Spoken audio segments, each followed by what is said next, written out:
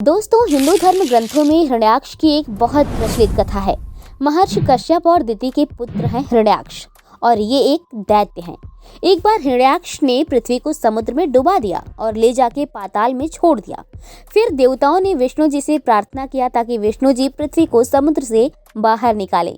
तो विष्णु जी ने वाराह का अवतार लेकर पृथ्वी को समुद्र से बाहर निकाला और लोगों ने वाराह रूप को जिस तरह से कल्पना किया है, जिसमें ये नीचे से पुरुष रूप है और ऊपर इनका मुंह जो है वो वाराह है और जो नाक होता है जिसे हुड कहते हैं, उससे पृथ्वी को उठाया और बाहर निकाला।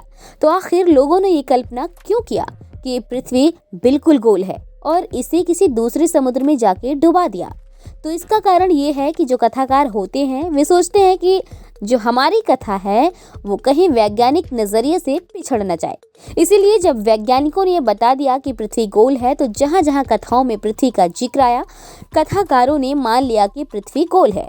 पर हमारे ऋषियों के हिसाब से धरती पर जो जमीन वाला हिस्सा है बस उसी को पृथ्वी कहा गया है, पर वैज्ञानिक ने पूरे हिस्से को पृथ्वी कहा है। जब कथाकारों को पता चला कि धरती गोल है तो उन्हें उसको उसी तरह इस्तेमाल कर लिया। पर सवाल ये है कि अगर पृथ्वी को उठा के हिरण्याक्ष कहीं ले गया और किसी दूसरे समुद्र में डुबा दिया, इसका मतलब ये है कि आकाश में कहीं दूसरा समुद्र भी है। पर कथाकारों का वैज्ञानिकों से तालमेल करने की वजह से ये कहानी कभी कभी लॉजिकल नहीं लग रही है।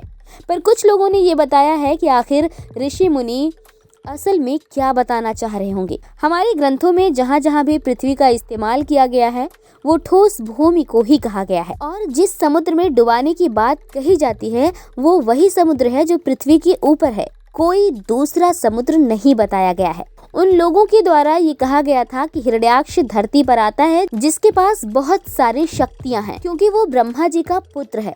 तो वो किसी भी तरह अपनी शक्तियों का इस्तेमाल कर जो कि ठोस भूमि है उसको समुद्र में डुबा देता है और वो भूमि को उसी समुद्र में डुबाता है जो पृथ्वी पर है। उसके बाद वाराह जो विष्णु जी के अवतार हैं पृथ्वी पर आए और भूमि को उठाकर बाहर ले आए, ऐसी उन लोगों की मान्यता है। जिसके बाद कुछ और बातें सामने आती हैं कि जब वाराह ने धरती को बाहर निकाला होगा तो समुद्र के कुछ जीव जंतु भी मिट्टी में लिपट के बाहर आ गए होंगे। इसमें एक खास बात ये भी है कि भगवान वाराह रूप लेके धरती को बाहर निकाल रहे थे तो उनके साथ देवता भी वाराह रूप लेकर धरती को बाहर निकालने में उनकी मदद कर रहे थे। और जब ये सब हिरण्याक्ष को पता चला कि किस तरह धरती को बाहर निकाला जा रहा है तो वो वहाँ अपनी सेना सहित आया और वहाँ युद्ध हुआ। फिर वाराह अवतार ने हिरण्याक्ष का वध किया।